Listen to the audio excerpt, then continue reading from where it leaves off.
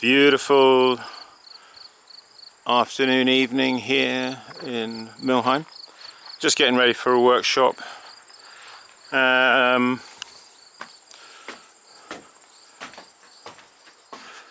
First though, we'll have a lie on the swing, shall we? Yeah, I just thought I'd take you in through our little gallery space that we got here. This is not new. I don't really show it much, I suppose, in my videos, but we do have a little gallery space here with a selection of pots that we have for passers-by, you know,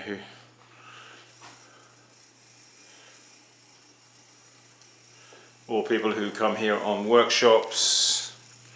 And who's that guy? Local painting by local painter Carl Leitzel. These are some of those guys that I showed making the other day, the little cups. So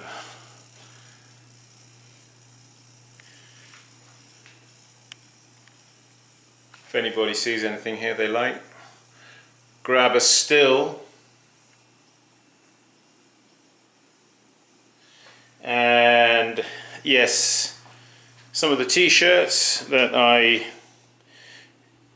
spoke about the other day, they're in blue as well as this sort of yellowy goldy colour print. Yeah, so just a lot of pots in here, you know.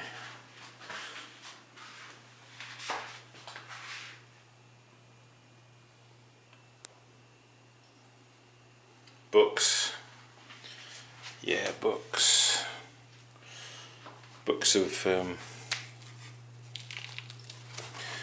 of Grandad's. It's an old library book, this one. Yeah, Grandad wrote quite a number of books, or a lot of books were written about him. So yeah, it's nice to have these here. Just there's the Potter's book, that one. That came out in 1940. That book. That's the original hard copy of the Potter's book. Yeah. There's his biography there. So anyway, and my dad there, not forgetting my dad, David Leach, book on him. Anyway, just thought as we were passing through here, my dear brother Johnny, who's now no longer with us, here in the centre. It was taken in England in the 1980s.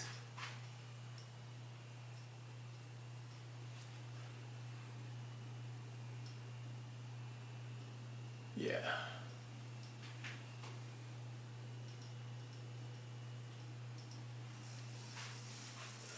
Anyway, yeah, we got a workshop tomorrow, so I'm been busy trying to get the studio shipshape, you know. More pots in this room here, which are just these are all raw pots, waiting to be fired. More down there. So on and so forth. Anyway, what I've got to do right now is, oh yeah, I'll just show you these while I'm here. These are tumblers, but with mugs, and they have a depression. You see, a depression inside there, so that when it accommodates your knuckle. You see. It means effectively that the handle doesn't have to stick out so far. See how they come out. But what have we got to do today, right now? What is on the menu? Well, I thought I'd check out my clay. I came across some clay. Oops, hang on, I've got to stick this on the bottom of the camera here so I can attach it to the tripod. So just bear with me a moment while I get this attached. There we go. Yeah, I came to check out my clay, and I thought, whoa, this clay is rather hard. Do you ever get that situation? You know, you get a packet of a box of clay. You know, it comes in one of these boxes, something like this. And when you may not use it immediately. You know, you may not. In fact, I had these delivered. Yeah, 12/21. I had this clay delivered. It was soft, but in the process between December and now, this clay is unusable. It's dried out. So, how do you remedy it? It's not so wet that you want to reclaim it, but you want to do something with it to get it soft.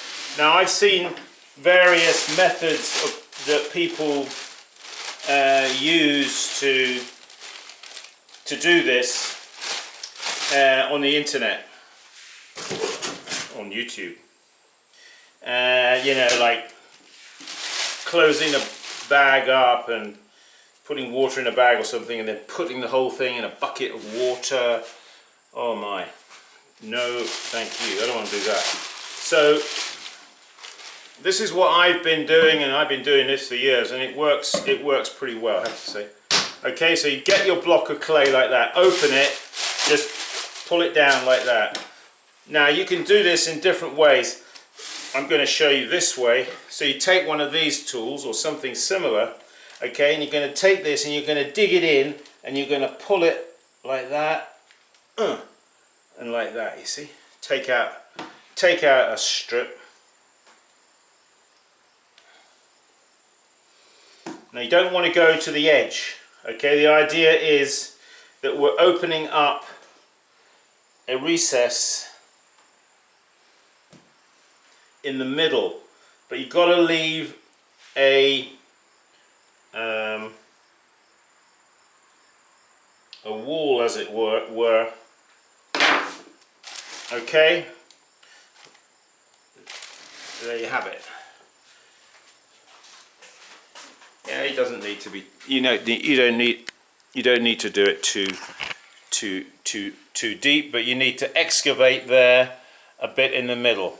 Okay, you can put the bits back afterwards. Okay, that's the first thing you're going to do. Right, next thing is, when you've done that, just you know, you want to make sure, by the way, that the block of clay is fairly true. You know, it's not sort of like leaning over to one side, because it isn't going to work if you do that. This here wants to be horizontal. If it isn't horizontal, just bang it a bit on the base until it's flat. You see? Okay. Once we've done that, I then take you can use a chopstick.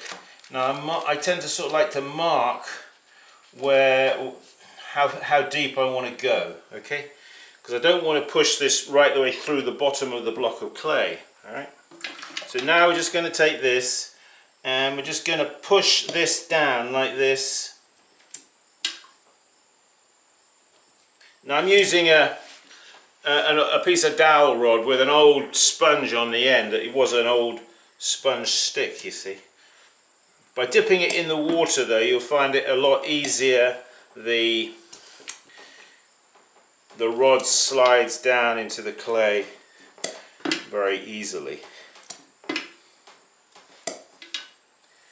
Oh, there's nothing much to do now other than watch me, is it? Do this. Oh, Simon, that's rather boring. Well, sorry, I'm not here to entertain you. Just watch. So,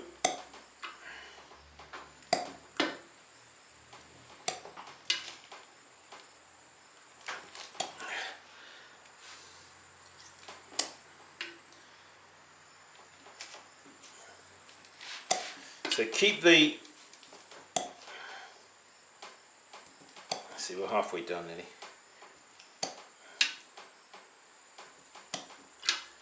Yeah, keep the wall here, you know. You'll see why.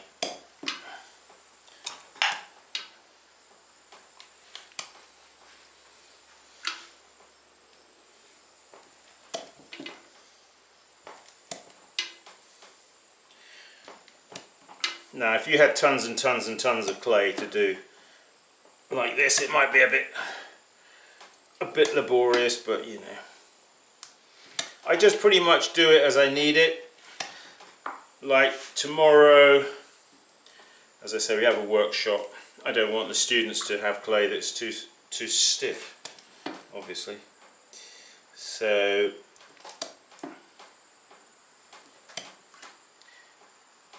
but by tomorrow morning, I think we'll find that this clay has softened up considerably. Ugh.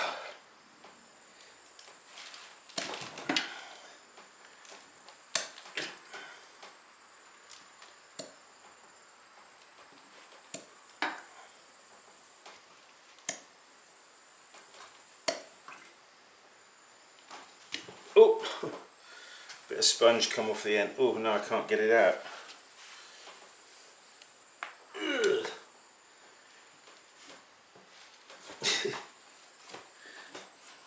Now he's slippery.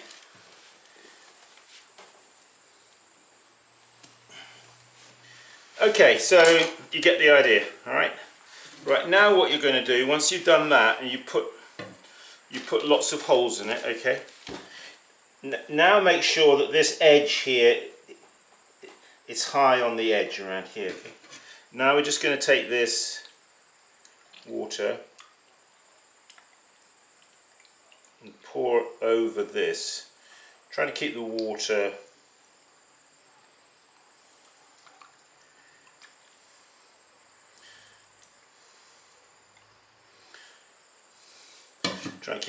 within there without it spewing out everywhere, making a mess. Okay, there you go. And now what I'm going to do is, now you can take these pieces that you scooped out, you can just lay them back over. Like that. No problem.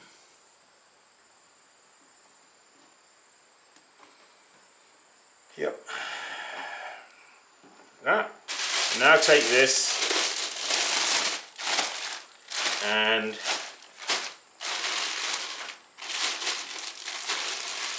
just wrap this up as best you can.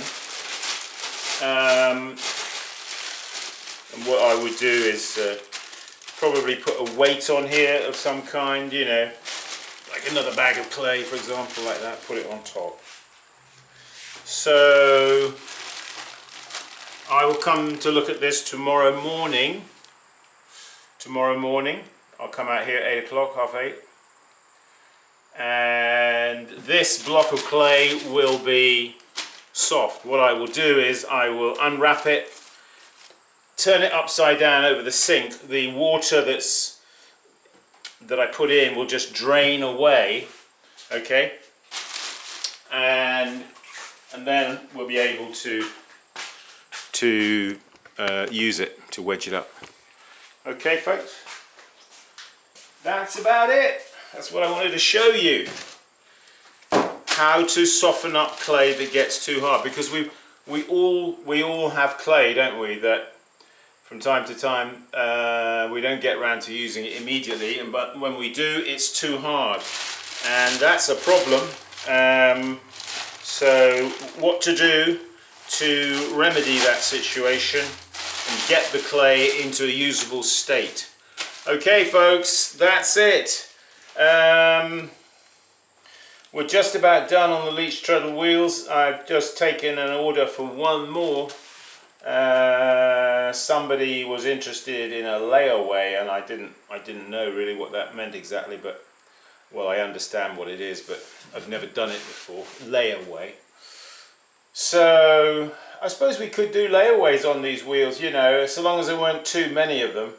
Not too many layaways, but I mean I could probably handle 2 or 3. So if anybody's interested in a layaway, you know, so long as they can pay me within a year, 6 months to a year, we could do that, I guess.